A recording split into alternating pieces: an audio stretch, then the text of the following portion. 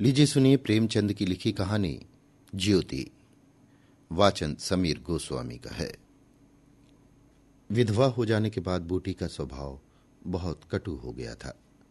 जब बहुत जी जलता तो अपने मृत पति को कोसती, आप तो सिधार गए, मेरे लिए जंजाल छोड़ गए।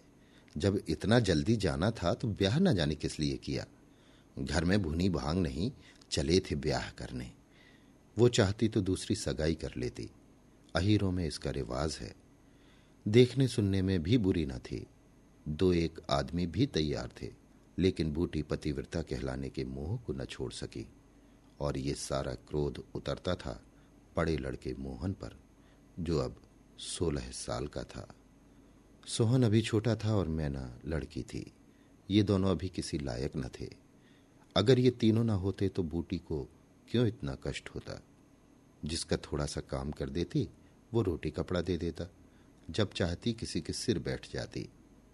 अब अगर वो कहीं बैठ जाए तो लोग यही कहेंगे कि 3-3 बच्चों के होते इसे ये क्या सूझी। मोहन भरसक उसका भार हल्का करने की चेष्टा करता। गायों भैंसों की सानी पानी, दोहना मथना ये सब कर लेता, लेकिन बूटी का मुंह सीधा ना होता था। वो रोज एक ना एक खुचड़ निकालती रहती और मोहन ने भी उसकी घुड़कियों की परवाह करना छोड़ दिया था। पति उसके सिर गृहस्थी का ये भार पटक कर क्यों चला गया, उसे यही गिला था।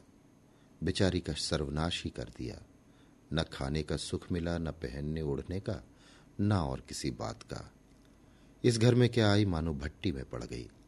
उसकी वैधव्य साधना और अतृप्त भोग लालसा में सदैव द्वंद्व सा मचा रहता था, और उसकी जलन में उसके हृदय की सारी मृदुता जलकर भस्म हो गई थी।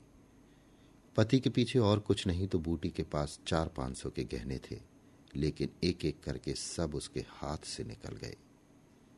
उसी मोहल्ले में उसकी बिरादरी में कितनी ही औरतें थीं जो उससे जेठी होने पर भी गहने झमकाकर, आंखों में काजल लगाकर, मांग में सिंदूर की मोटी सी रेखा डालकर मानो उसे जलाया करती थी। इसलिए अब उनमें से कोई विधवा हो जाती तो बूटी को खुशी होती और ये सारी जलन वो लड़कों पर निकालती, विशेषकर मोहन पर। वो शायद सारे संसार की स्त्रियों को अपने ही रूप में देखना चाहती थी। कुत्सा में उसे विशेष आनंद मिलता था। उसकी वंचित लालसा जल न पाकर ओस चाट लेने में ही संतुष्ट होती थी। फिर ये कैसे संभव था कि वो मोहन के विषय में कुछ सुने और पेट में डाल ले। ज्यों ही मोहन संध्या समय दूध बेचकर आया, बूटी ने कहा, देखती हूं तू अब साड़ बनने पर उतारू हो गया है। मोहन ने प्रश्न के भाव से देखा। कैसा साड़? क्या बात है? तू रुपया से छिप छिप कर नहीं हंसता बोलता, उस पर कहता है कैसा साड़? तुझे लाज नहीं आती? घर में पैसे की तंगी है और वहां उसके लिए पान लाए जाते हैं, कपड़े रंगाए जाते हैं। मोहन ने विद्रोह का भाव धारण किया। अगर उसने मुझसे 4 पैसे के पान मांगे तो क्या करता? कहता कि पैसे दे तो लाऊंगा। अपनी धोती रंगने को दी, उससे रंगाई मांगता। मोहल्ले में तू ही धन्ना सेठ है और किसी ने उससे क्यों ना कहा। ये वो जाने, मैं क्या बताऊं। तुझे अब छेला बनने की सूझती है। घर में भी कभी 1 पैसे का पान लाया? यहां पान किसके लिए लाता? क्या तेरे लिखे घर में सब मर गए? मैं ना जानता था कि तुम पान खाना चाहती हो। संसार में 1 रुपया ही पान खाने जोग है। शौक सिंगार की भी तो उम्र होती है। बूटी जल उठी। उसे बुढ़िया कह देना उसकी सारी साधना पर पानी फेर देना था। बुढ़ापे में उन साधनों का महत्व ही क्या, जिस त्याग कल्पना के बल पर वो स्त्रियों के सामने सिर उठाकर चलती थी, उस पर इतना कुठाराघात। इन्हीं लड़कों के पीछे उसने अपनी जवानी धूल में मिला दी। उसके आदमी को मरे आज 5 साल हुए, तब उसकी चढ़ती जवानी थी। 3 बच्चे भगवान ने उसके गले मढ़ दिए। नहीं, अभी वो है क्या दिन की। चाहती तो आज वो भी ओठ लाल किए, पांव में महावर लगाए, अनवट बिछुए पहने मटकती फिरती। ये सब कुछ उसने इन लड़कों के कारण त्याग दिया, और आज मोहन उसे बुढ़िया कहता है। रुपया उसके सामने खड़ी कर दी जाए तो चूहिया सी लगे। फिर भी वो जवान है और बूटी बुढ़िया है। बोली, हाँ और क्या, मेरे लिए तो अब फटे चिथड़े पहनने के दिन है। जब तेरा बाप मरा था तो मैं रुपया से 2 ही 4 साल बड़ी थी। उस वक्त कोई घर कर लेती तो तुम लोगों का कहीं पता न लगता, गली गली भीख मांगते फिरते। लेकिन मैं कह देती हूं, अगर तू फिर उससे बोला तो या तो तू ही घर में रहेगा या मैं ही रहूंगी। मोहन ने डरते डरते कहा, मैं उसे बात दे चुका हूं अम्मा। कैसी बात? सगाई की। अगर रुपया मेरे घर में आई तो झाड़ू मारकर निकाल दूंगी। ये सब उसकी मां की माया है। वो कुटनी मेरे लड़के को मुझसे छीन लेती है। राण से इतना भी नहीं देखा जाता। चाहती है कि उसे सौत बनाकर छाती पर बैठा दे। मोहन ने व्यथित कंठ में कहा, अम्मा ईश्वर के लिए चुप रहो। क्यों अपना पानी आपा खो रही हो? मैंने तो समझा था 4 दिन में मैना अपने घर चली जाएगी, तुम अकेली पड़ जाओगी, इसलिए उसे लाने की बात सोच रहा था। अगर तुम्हें बुरा लगता है तो जाने दो। तू आज से यहीं आंगन में सोया कर और गाय भैंसे बाहर पड़ी रहेंगे। पड़ी रहने दे, कोई डाका नहीं पड़ा जाता। मुझ पर तुझे इतना संदेह है? हां, तो मैं यहां न सोऊंगा। तो निकल जा घर से। हां, तेरी यही इच्छा है तो निकल जाऊंगा। मैना ने भोजन पकाया। मोहन ने कहा, मुझे भूख नहीं है। बूटी उसे मनाने न आई। मोहन का युवक हृदय माता के इस कठोर शासन को किसी तरह स्वीकार नहीं कर सकता। उसका घर है, ले ले, अपने लिए वो कोई दूसरा ठिकाना ढूंढ लेगा। रुपया ने उसके रूखे जीवन में एक स्निग्धता भर ही दी थी। जब वो एक अव्यक्त कामना से चंचल हो रहा था, जीवन कुछ सूना सूना सा लगता था। रुपया ने नव वसंत की भांति आकर उसे पल्लवित कर दिया। मोहन को जीवन में एक मीठा स्वाद मिलने लगा। कोई काम करना होता पर ध्यान रुपया की ओर लगा रहता। सोचता उसे क्या दे दे कि वो प्रसन्न हो जाए। अब वो कौन मुंह लेकर उसके पास जाए? क्या उससे कहे कि अम्मा ने मुझे तुझसे मिलने को मना किया है? अभी कल ही तो बरगद के नीचे दोनों में कैसी कैसी बातें हुई थी। मोहन ने कहा था, रूपा तुम इतनी सुंदर हो, तुम्हारे 100 गाहक निकल आएंगे। मेरे घर में तुम्हारे लिए क्या रखा है? इस पर रुपया ने जो जवाब दिया वो तो संगीत की तरह अब भी उसके प्राण में बसा हुआ था। मैं तो तुमको चाहती हूं मोहन, अकेले तुमको। परगने के चौधरी हो जाओ तब भी मोहन हो, मजूरी करो तब भी मोहन हो। उसी रुपया से आज वो जाकर कहे, मुझे अब तुमसे कोई सरोकार नहीं है। नहीं, ये नहीं हो सकता। उसे घर की परवाह नहीं है। वो रुपया के साथ मां से अलग रहेगा। इस जगह न सही, किसी दूसरे मोहल्ले में सही। इस वक्त भी रुपया उसकी राह देख रही होगी। कैसे अच्छे बीड़े लगाती है। कहीं अम्मा सुन पावें कि वो रात को रुपया के द्वार पर गया था तो परान ही दे दें। दे दें परान। अपने भाग तो नहीं बखानती कि ऐसी देवी बहू मिल जाती है। ना जाने क्यों रुपया से इतना चिढ़ती है। वो जरा पान खा लेती है, जरा साड़ी रंगकर पहनती है, बस यही तो।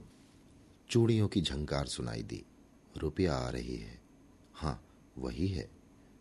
रुपया उसके सिराहने आकर बोली, सो गए क्या मोहन? घड़ी भर से तुम्हारी राह देख रही हूं, आए क्यों नहीं? मोहन नींद का मक्कर किए पड़ा रहा। रुपया ने उसका सिर हिलाकर फिर कहा, क्या सो गए मोहन? उन कोमल उंगलियों के स्पर्श में क्या सिद्धि थी, कौन जाने। मोहन की सारी आत्मा उन्मत्त हो उठी। उसके प्राण मानो बाहर निकलकर रुपया के चरणों में समर्पित हो जाने के लिए उछल पड़े। देवी वरदान के लिए सामने खड़ी है। सारा विश्व जैसे नाच रहा है। उसे मालूम हुआ जैसे उसका शरीर लुप्त हो गया है। केवल वो एक मधुर स्वर की भांति विश्व की गोद में चिपटा हुआ उसके साथ नृत्य कर रहा है। रुपया ने कहा, अभी से सो गए क्या जी? मोहन बोला, हाँ, जरा नींद आ गई थी रूपा। तुम इस वक्त क्या करने आई हो? कहीं अम्मा देख लें तो मुझे मार ही डाले। तुम आज आए क्यों नहीं? आज अम्मा से लड़ाई हो गई। क्या कहती थी? कहती थी रुपया से बोलेगा तो मैं परान दे दूंगी। तुमने पूछा नहीं रुपया से क्यों चिढ़ती हो? अब उनकी बात क्या कहूं रूपा, वो किसी का खाना पहनना नहीं देख सकती। अब मुझे तुमसे दूर रहना पड़ेगा। मेरा तो जीना मानेगा। ऐसी बात करोगी तो मैं तुम्हें लेकर भाग जाऊंगा। तुम मेरे पास एक बार रोज आया करो बस, और मैं कुछ नहीं चाहती। और अम्मा जो बिगड़ेंगी तो मैं समझ गई तुम मुझे प्यार नहीं करते। मेरा बस होता तो तुमको अपने परान में रख लेता। इसी समय घर के किवाड़ खटके। रुपया भाग गई। मोहन दूसरे दिन सोकर उठा तो उसके हृदय में आनंद का सागर सा भरा हुआ था। वो सोहन को बराबर डांटता रहता था। सोहन आलसी था, घर के काम धंधे में जीना लगाता था। मोहन को देखते ही वो साबुन छिपाकर भाग जाने का अवसर खोजने लगा। मोहन ने मुस्कुराकर कहा, धोती बहुत मैली हो गई है सोहन, धोबी को क्यों नहीं देते? सोहन को इन शब्दों में स्नेह की गंध आई। धोबिन पैसे मांगती है तो पैसे अम्मा से क्यों नहीं मांग लेते? अम्मा कौन सा पैसे दिए देती हैं, तो मुझसे ले लो। ये कहकर उसने एक इकन्नी उसकी ओर फेंक दी। सोहन प्रसन्न हो गया। भाई और माता दोनों ही उसे धिक्कारते रहते थे। बहुत दिनों बाद आज उसे स्नेह की मधुरता का स्वाद मिला। इकन्नी उठा ली और धोती को वहीं छोड़कर गाय को खोलकर ले चला। मोहन ने कहा, रहने दो, मैं इसे लिए जाता हूं। सोहन ने पगहिया मोहन को देकर फिर पूछा, तुम्हारे लिए चिलम रख लाऊं? जीवन में आज पहली बार सोहन ने भाई के प्रति ऐसा सद्भाव प्रकट किया। इसमें क्या रहस्य है, ये मोहन की समझ में नहीं आया। बोला, आग हो तो रखाओ। मैना सिर के बाल खोले आंगन में बैठी घरौंदा बना रही थी। मोहन को देखते ही उसने घरौंदा बिगाड़ दिया और आंचल से बाल छिपाकर रसोई घर में बर्तन उठाने चली। मोहन ने पूछा, क्या खेल रही थी मैना? मैना डरी हुई बोली, कुछ तो नहीं। तू तो बहुत अच्छे घरौंदे बनाती है, जरा बना देखूं। मैना का रुआं सा चेहरा खिल उठा। प्रेम के शब्द में कितना जादू है। मुंह से निकलते ही जैसे सुगंध फैल गई। जिसने सुना उसका हृदय खिल उठा। जहां भय था वहां विश्वास चमक उठा। जहां कटुता थी वहां अपनापन छलक पड़ा। चारों ओर चेतनता दौड़ गई। कहीं आलस्य नहीं, कहीं खिन्नता नहीं। मोहन का हृदय आज प्रेम से भरा हुआ है। उसमें सुगंध का विकर्षण हो रहा है। मैना घरौंदे बनाने बैठ गई। मोहन ने उसके उलझे हुए बालों को सुलझाते हुए कहा, तेरी गुड़िया का ब्याह कब होगा मैना? नेवता दे, कुछ मिठाई खाने को मिले। मैना का मन आकाश में उड़ने लगा। जब भैया पानी मांगे तो वो लोटे को राख से खूब चमाचम करके पानी ले जाएगी। अम्मा पैसे नहीं देती। गुड्डा तो ठीक हो गया है, टीका कैसे भेजूं? कितने पैसे लेगी? 1 पैसे के बतासे लूंगी और 1 पैसे का रंग। जोड़े तो रंगे जाएंगे कि नहीं? तो 2 पैसे में तेरा काम चल जाएगा। हाँ, 2 पैसे दे दो भैया, तो मेरी गुड़िया का ब्याह धूमधाम से हो जाए। मोहन ने 2 पैसे हाथ में लेकर मैना को दिखाए। मैना लपकी। मोहन ने हाथ ऊपर उठाया। मैना ने हाथ पकड़कर नीचे खींचना शुरू किया। मोहन ने उसे गोद में उठा लिया। मैना ने पैसे ले लिए और नीचे उतरकर नाचने लगी। फिर अपनी सहेलियों को विवाह का न्योता देने के लिए भागी। उसी वक्त बूटी गोबर का झावा लिए आ पहुंची। मोहन को खड़े देखकर कठोर स्वर में बोली, अभी तक मटर गश्ती हो रही है, भैंस कब दुही जाएगी? आज बूटी को मोहन ने विद्रोह भरा जवाब न दिया, जैसे उसके मन में माधुर्य का कोई सोता सा खुल गया हो। माता को गोबर का बोझ लिए देखकर उसने झावा उसके सिर से उतार लिया। बूटी ने कहा, रहने दे, जाकर भैंस दो, मैं तो गोबर लिए जाती हूं। तुम इतना भारी बोझ क्यों उठा लेती हो? मुझे क्यों नहीं बुला लेती? माता का हृदय वात्सल्य से गदगद हो उठा। तू जा अपना काम देख, मेरे पीछे क्यों पड़ा रहता है? गोबर निकालने का काम मेरा है, और दूध कौन दुहेगा? वो भी मैं करूंगा। तू इतना बड़ा जोधा है कि सारे काम कर लेगा। जितना कहता हूं उतना कर लूंगा। तो मैं क्या करूंगी? तुम लड़कों से काम लो जो तुम्हारा धर्म है। मेरी सुनता है कोई? आज मोहन बाजार से दूध पहुंचाकर लौटा तो पान, कत्था, सुपारी, एक छोटा सा पानदान और थोड़ी सी मिठाई लाया। बूटी बिगड़कर बोली, आज पैसे कहीं फालतू मिल गए थे क्या? इस तरह उड़ावेगा तो कै दिन निबाह होगा? मैंने तो 1 पैसा भी नहीं उड़ाया अम्मा। पहले मैं समझता था तुम पान खाती ही नहीं, तो अब मैं पान खाऊंगी। हाँ और क्या, जिसके 2 जवान बेटे हों, क्या वो इतना शौक भी ना करे? बूटी के सूखे कठोर हृदय में कहीं से कुछ हरियाली निकल आई। एक नन्ही सी कौपल थी, उसके अंदर कितना रस था। उसने मैना और सोहन को 1-1 मिठाई दे दी और एक मोहन को देने लगी। मिठाई तो लड़कों के लिए लाया था अम्मा। और तू बूढ़ा हो गया क्यों? इन लड़कों के सामने तो बूढ़ा ही हूं, लेकिन मेरे सामने तो लड़का ही है। मोहन ने मिठाई ले ली। मैना ने मिठाई पाते ही गप से मुंह में डाल ली। वो केवल मिठाई का स्वाद जीभ पर छोड़कर कब की गायब हो चुकी थी। मोहन को ललचाई आंखों से देखने लगी।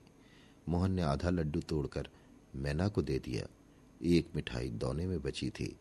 बूटी ने उसे मोहन की तरफ बढ़ाकर कहा, लाया भी तो इतनी सी मिठाई, ये ले ले।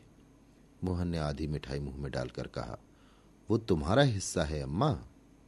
बूटी ने कहा, तुम्हें खाते देखकर मुझे जो आनंद मिलता है उसमें मिठास से ज्यादा स्वाद है। उसने आधी मिठाई सोहन और आधी मोहन को दे दी। फिर पानदान खोलकर देखने लगी। आज जीवन में पहली बार उसे ये सौभाग्य प्राप्त हुआ। धन्य भाग की पति के राज में जिस विभूति के लिए तरसती रही वो लड़के के राज में मिली। पानदान में कई कुलियां हैं और देखो 2 छोटी छोटी चिमचियां भी हैं। ऊपर कड़ा लगा हुआ है, जहां चाहो लटका कर ले जाओ। ऊपर की तश्तरी में पान रखे जाएंगे। जो ही मोहन बाहर चला गया उसने पानदान को मांज धोकर उसमें चूना कत्था भरा, सुपारी काटी, पान को भिगोकर तश्तरी में रखा, तब एक बीड़ा लगाकर खाया। उस बीड़े के रस ने जैसे उसके वैधव्य की कटुता को स्निग्ध कर दिया। मन की प्रसन्नता व्यवहार में उदारता बन जाती है। अब वो घर में नहीं बैठ सकती। उसका मन इतना गहरा नहीं कि इतनी बड़ी विभूति उसमें जाकर गुम हो जाए। एक पुराना आईना पड़ा हुआ था। उसने उसमें मुंह देखा। ओठों पर लाली है। मुंह लाल करने के लिए उसने थोड़ी ही पान खाया है। धनिया ने आकर कहा, काकी तनिक रस्सी दे दो, मेरी रस्सी टूट गई है।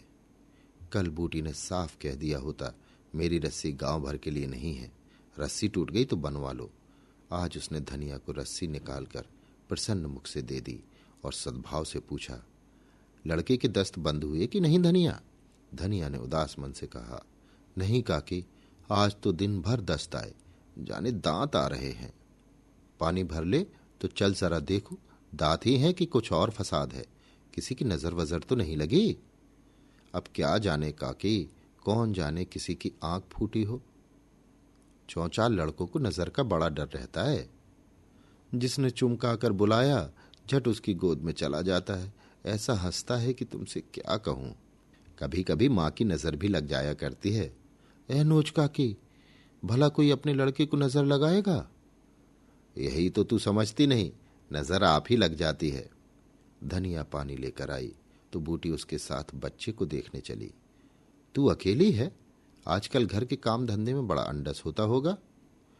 नहीं काकी, रुपया आ जाती है, घर का कुछ काम कर देती है, नहीं अकेले तो मेरी मरण हो जाती। बूटी को आश्चर्य हुआ। रुपया को उसने केवल तितली समझ रखा था। रुपया? हाँ काकी, बेचारी बड़ी सीधी है। झाड़ू लगा देती है, चौका बर्तन कर देती है, लड़के को संभालती है। गाढ़े समय कौन किसी की बात पूछता है काकी? उसे तो अपनी मिस्सी काजल से छुट्टी न मिलती होगी। ये तो अपनी अपनी रुचि है काकी। मुझे तो इस मिस्सी काजल वाली ने जितना सहारा दिया उतना किसी भक्तिन ने न दिया। बेचारी रात भर जागती रही, मैंने कुछ दे तो नहीं दिया। हाँ, जब तक जीऊंगी उसका जस गाऊंगी। तो उसके गुण अभी जानती नहीं धनिया। पान के लिए पैसे कहाँ से आते हैं, किनारदार साड़ियाँ कहाँ से आती हैं? मैं इन बातों में नहीं पड़ती काकी। फिर शौक सिंगार करने को किसका जी नहीं चाहता? खाने पहनने की यही तो उम्र है। धनिया ने बच्चे को खटोले पर सुला दिया। बूटी ने बच्चे के सिर पर हाथ रखा, पेट में धीरे धीरे उंगली गड़ाकर देखा, नाभि पर हींग का लेप करने को कहा। रुपया बेनिया लाकर उसे झलने लगी। बूटी ने कहा, ला बेनिया मुझे दे दे, मैं डुला दूंगी तो क्या छोटी हो जाऊंगी? तू दिन भर यहां काम धंधा करती है, थक गई होगी।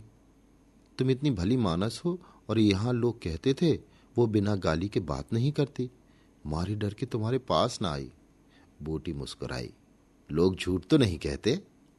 मैं आंखों की देखी मानू कि कानों की सुनी।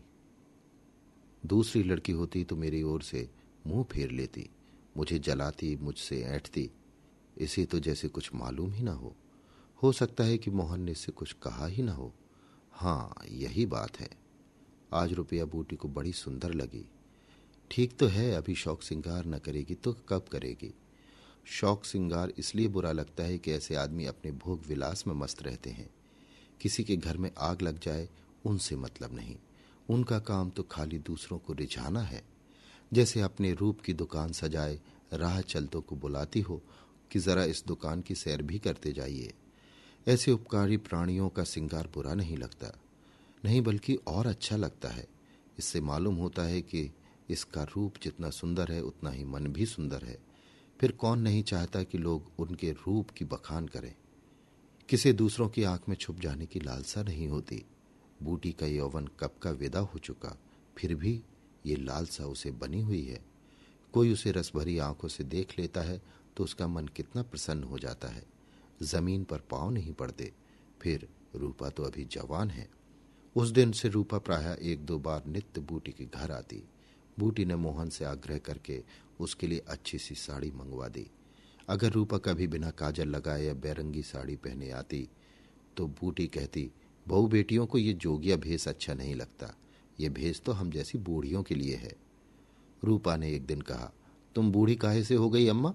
लोगों को इशारा मिल जाए तो भौरों की तरह तुम्हारे द्वार पर धरना देने लगे। बूटी ने मीठी तिरस्कार से कहा, चल मैं तेरी माँ की सौत बनकर जाऊंगी। अम्मा तो बूढ़ी हो गई। तो क्या तेरे दादा अभी जवान बैठे हैं? हाँ ऐसा, अभी अच्छी मिट्टी है उनकी। बूटी ने उसकी ओर रस भरी आंखों से देखकर पूछा, अच्छा बता, मोहन से तेरा ब्याह कर दूं? रूपा लजा गई। मुख पर गुलाब की आभा दौड़ गई। आज मोहन दूध बेचकर लौटा तो बूटी ने कहा, कुछ रुपए पैसे जुटा, मैं रूपा से तेरी बातचीत कर रही हूं। अभी आप सुन रहे थे प्रेमचंद की लिखी कहानी ज्योति।